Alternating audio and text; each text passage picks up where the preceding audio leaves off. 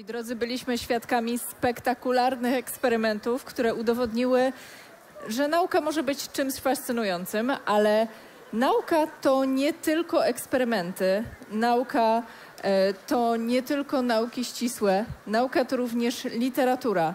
I właśnie o literaturze, i to nie byle jakiej literaturze, bo literaturze naszej noblistki będzie nam teraz opowiadał profesor Ryszard Koziołek, literaturoznawca, eseista, profesor w Instytucie Literaturoznawstwa Uniwersytetu Śląskiego.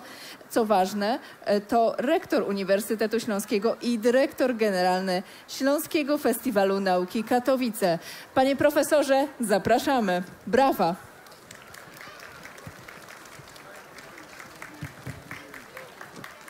Dzień dobry Państwu, witam serdecznie. Po Davidzie Price'ie występować to jest horror. To jak ktoś będzie kiedykolwiek występował na scenie i zobaczy program i przed nim będzie David albo ktoś podobny, to niech robi wszystko, żeby zająć lepszą pozycję. Ponieważ po czymś takim, który jest po prezentacji, po występie, które przypomina bardziej takiego ulicznego naukowca, który fenomenalnie czuje się w tłumie, wchodzi w relacje, w rozmowę z uczestnikami, rzeczywiście o literaturze mówić trudno. Ale Festiwal Nauki to jest takie miejsce, gdzie mieszamy ze sobą wszystko. Chodzi o to, żebyście tutaj przez ten jeden dzień czy 2 dni, jeśli ktoś już był wczoraj, zobaczyli, jak różnorodna jest nauka. A właściwie jak różnorodny sposób bada się rzeczywistość, bo czy badamy fizykę, czy badamy literaturę, to robimy dokładnie to samo. Próbujemy powiedzieć, jak funkcjonuje rzeczywistość. Drodzy Państwo, Olga Tokarczuk, jedna z najważniejszych pisarek polskich wszechczasów, dzisiaj najgłośniejsza na świecie, autorka wielu powieści, nagrodzona Nagrodą Nobla, a więc tym, o czym każdy naukowiec marzy. Każdy, kto tu dzisiaj jest, kogo widzicie na stoiskach naukowych, kto prezentuje swoje dokonania, marzy, żeby dostać Nagrodę Nobla. Nie wszyscy ją mogą dostać, bo jak wiecie, nie we wszystkich dyscyplinach Nagroda Nobla jest przekazywana, jest przyznawana, natomiast literatura tak jest. Popatrzcie, jeśli patrzymy na noblistów polskich i czasem się zastanawiamy, dlaczego nie mamy ich w tej chwili w fizyce, dlaczego nie mamy ich w innych dyscyplinach, w ekonomii, to pomyślcie, ilu ich mamy w literaturze polskiej. Mamy Sienkiewicza, mamy Rejmonta, mamy Szymborską, mamy Miłosza i mamy Tokarczuk. Mamy 5 literackich noblistów. Jesteśmy potęgą, jeśli chodzi o Nagrody Nobla w literaturze. Także jak się czasem zastanawiacie, w czym możemy rywalizować ze światem, jeśli chodzi o dokonania, za które przyznaje się Nagrodę Nobla, literaturę miejcie zawsze pod ręką, dlatego też warto o niej mówić. Ostatnia książka, jaką Olga Tokarczuk napisała, nazywa się dziwacznie, nazywa się Empuzjon. Już sama nazwa sprawiała nam spory problem. Kiedy książka się ukazała, a czekaliśmy na nią niebywale nerwowo, niecierpliwie, no bo upłynęło 7 lat od ksiąg Jakubowych, więc wszyscy, którzy literaturę czytają, a w każdym razie ciekawi są, jak noblistce pójdzie z następną książką, z następną powieścią, bo wcześniej był zbiór esejów, no to drżeli z niecierpliwości. Ja też byłem jednym z pierwszych, którzy rzucili się na tę książkę. Wziąłem ją do ręki, patrzę i nic nie rozumiem. Nic nie rozumiem. Ale jak wiemy, nauka rozpoczyna się od tego, że nie rozumiemy i pytamy, co to znaczy, jak to działa, co to jest. Więc Empuzjon był tą nazwą, która od razu była dziwaczna. Do tego jeszcze fotografia, która pokazywała jakąś miejscowość. Znając Olgę Tokarczuk, można było przypuszczać, że to jest jakaś konkretna miejscowość, że ona umieściła akcję tej powieści w bardzo precyzyjnym miejscu. I tak się też stało, o tym za chwilę powiem. Podtytuł był dziwaczny jeszcze bardziej. Empuzjon, czyli horror przyrodoleczniczy. Horror. Tokarczuk nie jest autorką horrorów. Czasem sięga po powieść sensacyjną, ale generalnie jest powieściopisarką zajmującą się zupełnie innymi problemami niż twórcy horrorów. Więc to była kolejna zagadka i zagwozdka, co też ona próbuje z horrorem zrobić. Empuzjon, czyli horror przyrodoleczniczy. I to jest bardzo dobry moment dla każdego, kto bada jakiś kawałek rzeczywistości, a literatura należy do rzeczywistości, żeby objaśnić sobie najpierw, a potem tym, którzy tego słuchają albo którzy są tym zainteresowani, co to właściwie znaczy. Zacznijmy od tej miejscowości, która jest dość ciekawa i jest bardzo miejscowością, która dzisiaj nazywa się Sokołowsko, leży na Dolnym Śląsku i słynęła swego czasu z jednego z najnowocześniejszych kurortów, gdzie leczyło się gruźlicę. Uzdrowisk, sanatoriów, gdzie leczyło się gruźlicę. Tu macie ten najsłynniejszy dom zdrojowy, dom, w którym chorzy na gruźlicę. Pamiętajmy, że w XIX wieku na gruźlicę się umierało, ponieważ nie znano jeszcze szczepionki. Bakterie gruźlicy wykryto pod koniec XIX wieku, w połowie lat 80., ale dopiero, proszę Państwa, dopiero w latach 20. XX wieku wymyślono szczepionkę. Więc teraz patrzcie, jak słyszeliście dyskusję na temat tego, szczepić się przeciw COVID-owi, czy się nie szczepić. To bardzo dobrze było sobie sięgnąć do XIX wieku, do Chopina na przykład, czy do żony Henryka Sienkiewicza. Jeden i druga umarli na gruźlicę, bo nie znali szczepionki, bo nie mogli się zabezpieczyć przed tą chorobą. Więc jak ludzie szukali sposobu, jak się zabezpieczyć, no to opracowano takie metody, które polegały na tym, żeby prowadzić zdrowy tryb życia. Okazało się, że zdrowy tryb życia dla gruźlików to jest wyżej położone miejsce życia, miejsce zamieszkania, czyli gdzieś w górach, Zakopane, Alpy, czy choćby Sokołowsko, wówczas Gobersdorf, i określona dieta. Ona nie do końca się sprawdzała, ale w ogóle utrzymywanie organizmu w zdrowym, w dobrej kondycji służyło temu, że choroba nie rozwijała się zbyt szybko. Nie leczyła. To było raczej opóźnianie skutków niż wyleczenie. Olga Tokarczuk umieściła zatem akcję swojego horroru przyrodoleczniczego w miejscu, gdzie możecie dzisiaj pojechać, do Sokołowska właśnie, a w XIX wieku nazywało się to Gobersdorf. I tam niejaki doktor Bremers założył słynne sanatorium, które możecie też dzisiaj oglądać, za chwilę wam je pokażę, zwiedzać, przyglądać się, jak to wyglądało. Ono oczywiście nie jest w takim stanie, ono jest częściowo w ruinie, ale można je zobaczyć. Dlaczego to Gobersdorf było takie słynne i dlaczego to jest ważne, że tam właśnie Tokarczuk umieściła swoją akcję? Tu widzicie drugie sanatorium, które jeśli chodzi o literaturę jest słynniejsze niż to, które Tokarczuk opisała w Empuzjonie. Mieści się w Alpach, a konkretnie w Davos. Nazywa się Schatz Alpine i to jest sanatorium, które zostało zrobione na wzór tego w Sokołowsku na Dolnym Śląsku. Czyli najpierw było to nasze w Sokołowsku w Gobersdorfie. W tym sanatorium dr Bremers, ten właśnie wymieniony na tej pocztówce, opracował metodę leczenia gruźlicy, a właściwie przeciwdziałania skutkom gruźlicy. W tym sanatorium byli inni lekarze, którzy tą metodą się zainspirowali i przenieśli ten sposób leczenia i ten sposób jakby spędzania życia przez chorych w Alpy do miejscowości Davos, która dzisiaj słynie raczej dlatego, że szczyty się tam odbywają ekonomiczne, spotykają się tam najważniejsi politycy, najważniejsi ekonomiści świata, żeby dyskutować o aktualnej sytuacji gospodarczej czy o przyszłości. Ale wtedy pod koniec XIX wieku, na przełomie XIX i XX wieku, najsłynniejszą, najbardziej popularnym elementem Davos było właśnie sanatorium, czy były sanatoria, bo było ich więcej, w którym to sanatorium słynny pisarz Thomas Mann leczył swoją żonę. Leczył swoją żonę i tak mu się spodobało to sanatorium i tak go zaciekawiło to, co dzieje się pomiędzy kuracjuszami, jak oni ze sobą funkcjonują w tej chorobie, jak spędzają czas, jakie prowadzą dysputy, jakie prowadzą spory, że napisał jedną ze swoich najsłynniejszych powieści pod tytułem Czarodziejska góra, opowiadającą o tym, jak pewien młody człowiek przybywa odwiedzić swojego kuzyna, ma zamiar tam spędzić 2-3 tygodnie, ale w efekcie zostaje tam 7 lat. Wyobraźcie sobie, ile te kuracje trwały. Przyjeżdża na 3 tygodnie, odwiedzić kuzyna Joachima, spędzić wakacje, jest studentem, który skończył licencjat, czyli jest w połowie studiów, studiuje inżynierię, marzy o tym, że będzie budował silniki okrętowe, przyjeżdża tam, podoba mu się, potem się poddaje badaniom, okazuje się, że sam ma płuca chore, musi zostać i spędza tam 7 lat.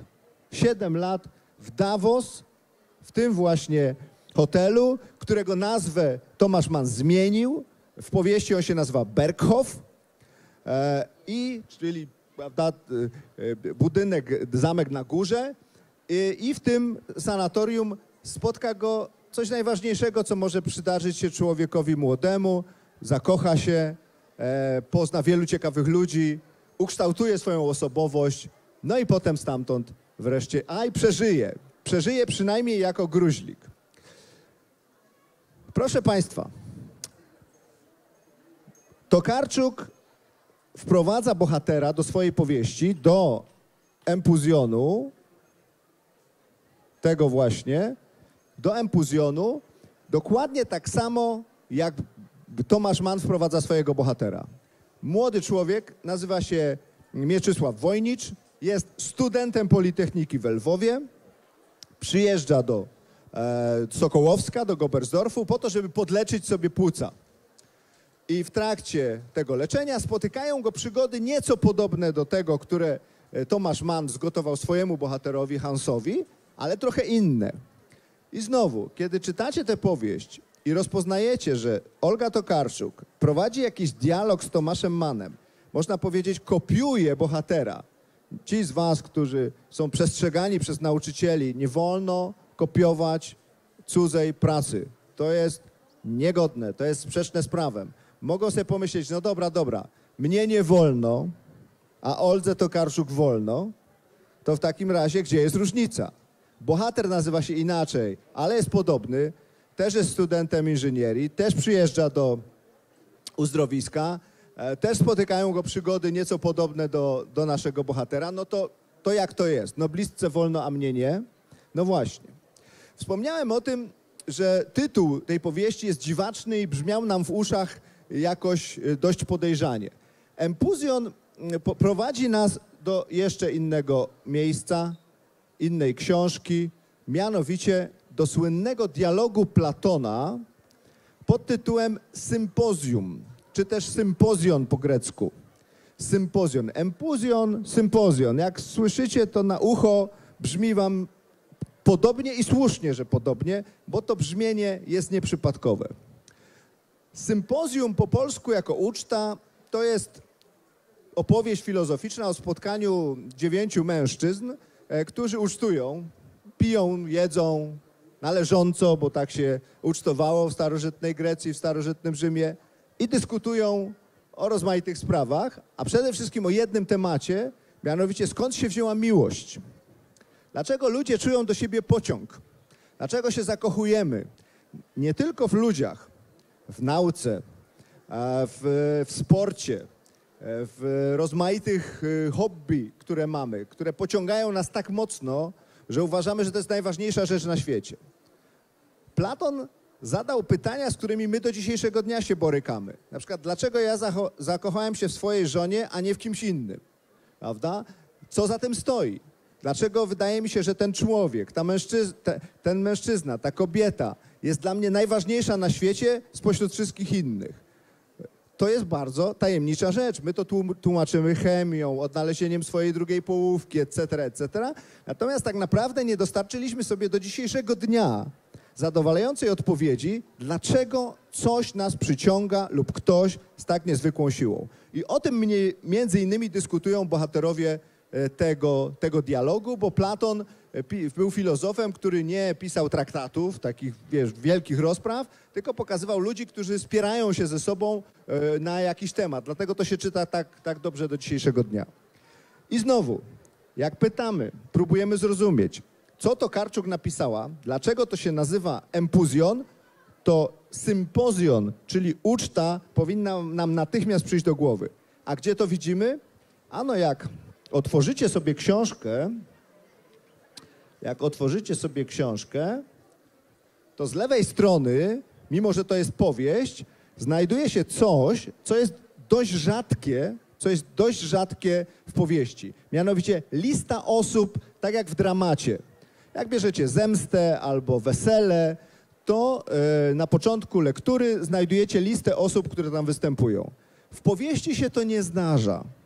Albo zdarza bardzo rzadko.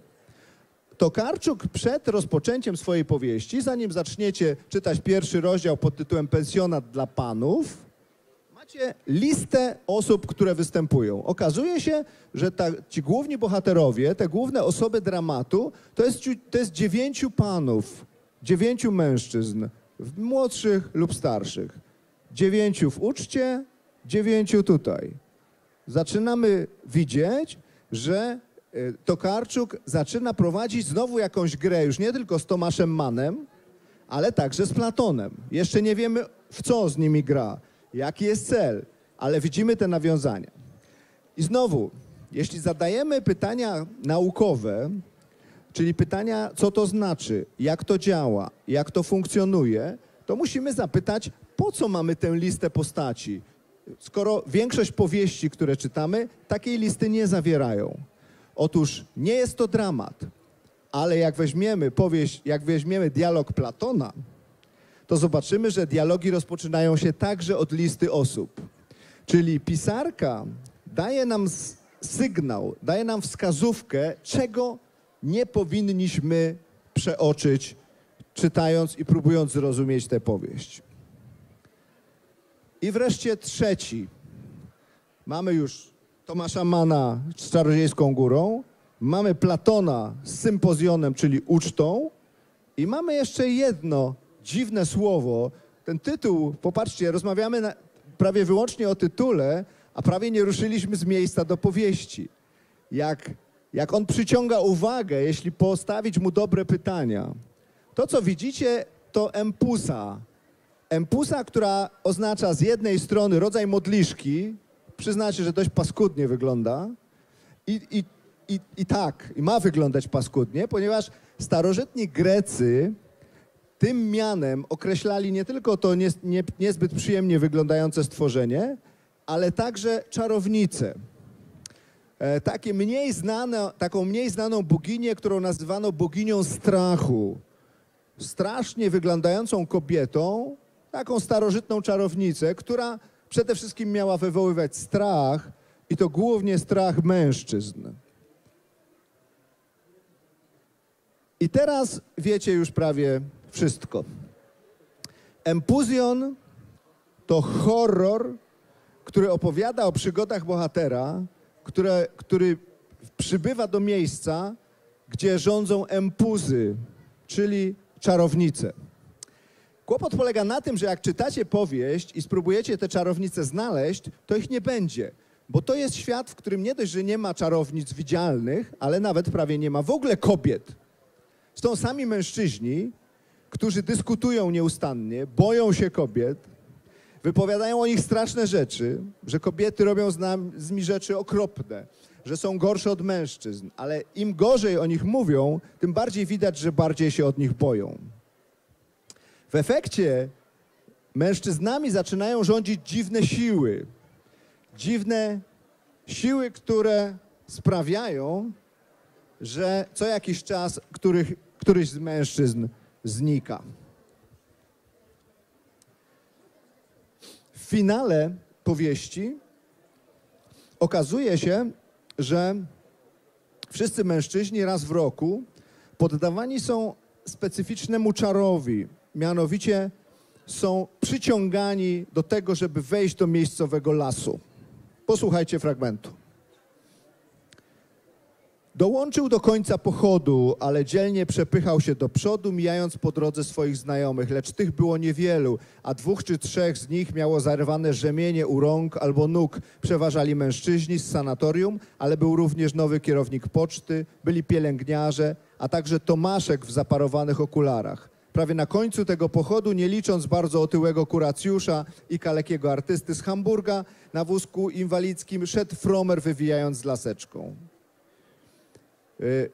Wszyscy sobie idą spokojnie, weseli, niczym się nie przejmują, niczego się nie boją, ale niesłusznie, ponieważ miejsce, do którego idą, jednemu z nich zgotuje coś strasznego.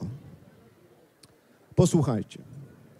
Opic zawisł nad ziemią. Na jego twarzy malował się wyraz, jakiego do tej pory nie znałyśmy, żałość. Zapewne wiedział, co się staje. Pozostali nieliczni, którzy byli w pobliżu, patrzyli na to wszystko jakby z przebudzeniem. Wielu z nich widziało to straszne misterium nie pierwszy raz, ale zapewne tak samo upłynęło u nich wystarczająco dużo czasu, żeby zapomnieć. Tak możliwe zdawały się mówić ich twarze, tak to się właśnie dzieje. To, czego się najbardziej obawialiśmy, co próbowaliśmy odsunąć od siebie, oszukać, wykpić i wyprowadzić w pole, to właśnie wróciło w tej samej straszliwej postaci i bierze swój łup. Ciało opica opadło na ziemię w kawałkach, obsypując mech i gałęzie krwawymi strzępami. Straszny finał tej powieści jest rzeczywiście prosto z horroru. Nie mamy wątpliwości, że rzeczy, które się tam dzieją, nie są z tego świata. Gdzie jest tajemnica? Dlaczego się to dzieje? Zarówno w tej wsi, jak i w całej powieści mamy niewiele kobiet. Dowiadujemy się, że nad wioską ciąży swego rodzaju przekleństwo. Otóż dawno, dawno temu kobiety były prześladowane za rzekome czary. W związku z tym więzione, torturowane, palone na stosach, któregoś dnia opuściły wioskę i nigdy już więcej tam nie wróciły. Zostali tylko mężczyźni i dzieci. Tyle legenda. Kiedy bohater przybywa na miejsce, okazuje się, że ta klątwa zdaje się dalej tam ciążyć i co jakiś czas, raz w roku, jeden z mężczyzn ginie w tajemniczy sposób, powiększając miejscowy cmentarz. Co Tokarczuk próbuje nam powiedzieć, proszę Państwa? To jest horror, są tam elementy fantastyczne, czytamy z zainteresowaniem, ale próbujemy sobie odpowiedzieć na pytanie, o co właściwie chodzi? Co nam sprawy 100 lat temu, które się wydarzyły, albo jeszcze więcej w XVII czy XVI wieku, co one mają do nas dzisiaj, do tego miejsca choćby, w którym w tej chwili jesteśmy? Otóż najważniejszy znowu okazuje się Platon. Kiedy Platon zadał swoje pytania, które były pytaniami filozoficznymi, ale w gruncie rzeczy pytaniami naukowymi, pytał o to, co to jest płeć, skąd się wzięła płeć, skąd się wzięła różnica między nami, czy to bogowie zrobili, czy natura, a jak to się dzieje, że wśród nas, w tych podzielonych płciami znajdują się ci, którzy się przyciągają do siebie, darząc się podziwem, miłością, zainteresowaniem, chcąc ze sobą przeżyć często całe życie. I w uczcie jeden z bohaterów, próbując dostarczyć wyjaśnienia, opowiada pewną bajkę, pewną przypowieść. Mianowicie mówi tak. Otóż ja myślę, że miłość wzięła się stąd, że dawno, dawno temu były 3 płcie, nie tylko 2, ale 3. Męska, żeńska i obojnaka. Tu widzicie próby niezdarnych rysunków, ilustracji do tej opowieści, którą jeden z bohaterów uczty opowiada. Otóż ta obojnaka płeć, która łączyła ze sobą jednego i drugiego, mężczyznę i kobietę w jednym, u Platona miała specyficzne cechy. Otóż to była płeć najmocniejsza. Nikogo się nie bała. Była najinteligentniejsza. Te jednostki, ci ludzie, którzy mieli w sobie obie płcie, przewyższali wszystkich innych osobników inteligencją, siłą, przedsiębiorczością, odwagą, wyobraźnią. Byli po prostu najmocniejsi. Do tego stopnia, mówi autor tej bajki, że Zeus, król bogów, Bóg bogów, ojciec bogów, zdenerwował się na tą trzecią płeć i postanowił skończyć z tymi krnąbrnymi ludźmi mającymi w sobie 2 płcie. I rozciął ich na pół, na 2 połówki. Polski tłumacz, znakomity, wielki Władysław Witwicki powiada, rozciął tą trzecią płeć jak 2 połówki owocu na kompot. I co zrobił? Z jednych zrobił mężczyzn, a z drugiej połówki zrobił kobiety. I przemieszał z wszystkimi innymi. I mówi, co było dalej? Otóż te przedzielone połówki noszą w sobie pamięć, że kiedyś były całością z inną połówką. I dzisiaj mówi, kiedy te dwie połówki spotkają się między sobą, to się rozpoznają. Czyli przypominają sobie, że kiedyś były całością. I to jest miłość, mówi Arystofanes w uczcie Platona. Kiedy się rozpoznamy, to wtedy chcemy przylgnąć do siebie i stworzyć tą dawną pełnię, którą mieliśmy w tych zamierzchłych, mitycznych, baśniowych czasach. Jak widzicie, jak słyszycie, my dzisiaj dalej opowiadamy tę samą historię. Mówimy o tym, że pasujemy do siebie jak dwie połówki tego samego jabłka, albo jak mówi Forrest Gump, że pasujemy do siebie jak groszek z marchewką. Tyle bajki, drodzy Państwo. Co to ma wspólnego z rzeczywistością, co to ma wspólnego z nauką, co to ma wspólnego z psychologią, która jest tak bliska Oldze Tokarczuk? Otóż główny bohater, Mieczysław Wojnicz, przybywając do wioski opętanych, podlega działaniom tych tajemniczych sił jak każdy bohater horroru. One chcą go posiąść na własność, uczynić swoim, trochę jak w opowieściach o zombie albo o wampirach, prawda? Chcą mu wessać swój jad, swoje przekleństwo. Ci, którzy reprezentują stronnictwo mężczyzn, oczywiście chcą go przeciągnąć na swoją stronę. Chcą mówić, tylko mężczyźni są ważni w świecie. Oni są inteligentniejsi, mocniejsi i słusznie przez wiele wieków rządzili światem. Empuzy, czyli te tajemnicze kobiece siły, chcą go przeciągnąć na swoją stronę. Co się okazuje, kiedy czytacie tę powieść? Że Mieczysław Wojnicz ma tajemniczą moc, mianowicie nie ulega ani jednym, ani drugim. Nie da się go skaptować na swoją stronę. Nie da się go uwieść. Nie da się mu zaszczepić wirusa nienawiści, niechęci, wrogości do jednej czy do drugiej strony. Wioska opętanych nie ma nad nim mocy. Dlaczego?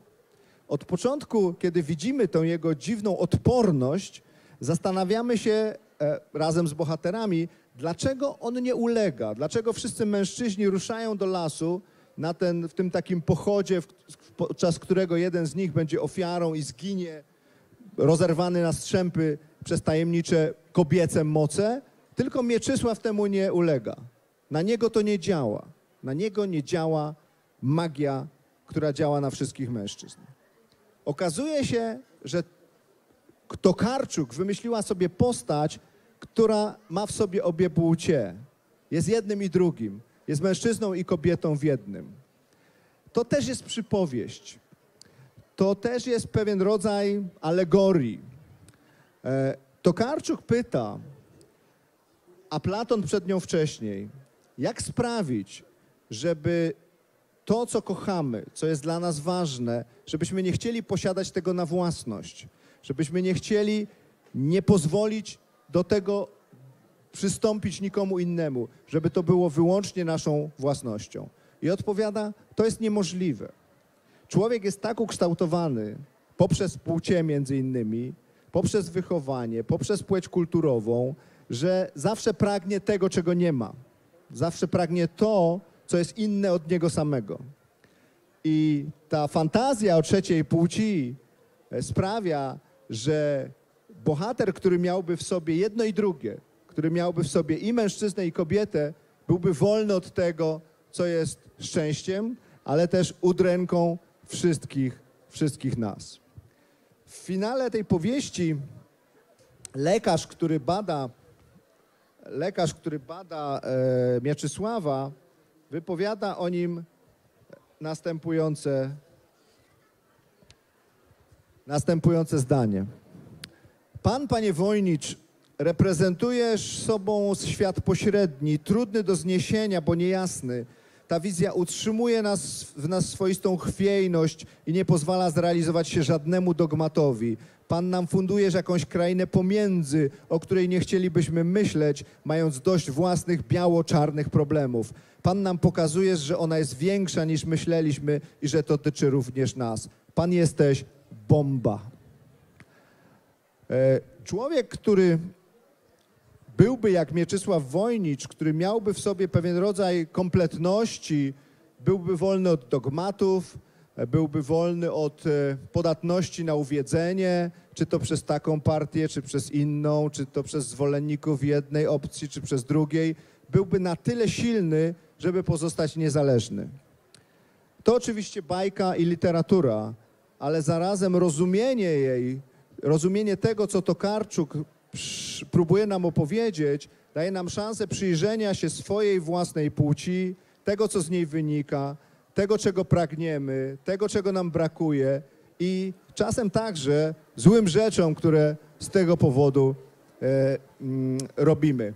To jest lekcja, której dziś udziela nam Olga Tokarczuk. Bardzo dziękuję.